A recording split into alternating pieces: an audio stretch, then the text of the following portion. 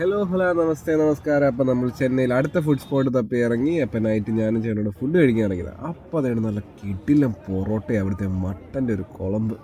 അമ്പോ, ആ കിടിലം പൊറോട്ട എടുത്ത ആ മട്ടൻ കുളമ്പിൽ ഇങ്ങനെ മുക്കി അങ്ങ് പെരട്ടി എടുത്ത് എൻ്റെ പൊന്നെ, നല്ല അടിപൊളി ടേസ്റ്റാണ്. നല്ല തിക്ക് ഗ്രേവി. ആ ഒരു ഫ്രൈഡ് റൈസ് പറഞ്ഞു. അപ്പോൾ അതിൻ്റെ കൂടെ നല്ല പെപ്പർ ചിക്കൻ പറഞ്ഞു, അവിടുത്തെ style pepper chicken, Chennai pepper chicken. അപ്പോൾ ആ പെപ്പർ ചിക്കൻ ഞാനൊന്ന് ആദ്യം ആ പൊറോട്ട കൂട്ടി ഒന്ന് പിടിച്ചു നോക്കി.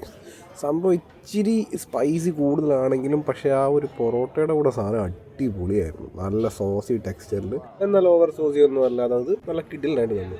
അപ്പോൾ നമ്മുടെ കഥയിലെ മെയിൻ നായകനെത്തി. ഞാൻ ചെന്നൈ വന്നപ്പോൾ തൊട്ട് ഇവിടുത്തെ സ്ട്രീറ്റിൽ നിന്ന് നല്ല കിടിലായിട്ട് അടിക്കുന്ന ഫ്രൈഡ് റൈസ് കഴിക്കണം. പക്ഷേ എൻ്റെ ക്വാണ്ടിറ്റി കണ്ട് ശരിക്കും ഞെട്ടിപ്പോയി കേട്ടോ. 2 പേരിൽ കൂടുതൽക്ക് കഴിക്കാൻ പറ്റുന്ന രീതിയിലുള്ള ഫ്രൈഡ് റൈസിൻ്റെ ക്വാണ്ടിറ്റി അവർ തന്നത്. എന്തായാലും ഞാൻ ആ ഫ്രൈഡ് റൈസും ആ ഒരു പെപ്പർ ചിക്കനും എല്ലാം കൂടി നല്ലോണം മിക്സ് ചെയ്ത് കുഴച്ച് നല്ലൊരു കഴിച്ചു.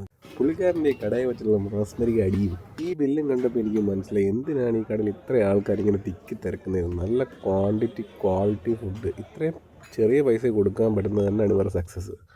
അപ്പോൾ എന്തായാലും അടിപൊളി ഫുഡ് കിട്ടിയ സന്തോഷത്തിൽ ഇവിടെ പറയുന്നു. അപ്പോൾ അടുത്ത വീഡിയോയിൽ കാണാം. Keep smiling guys.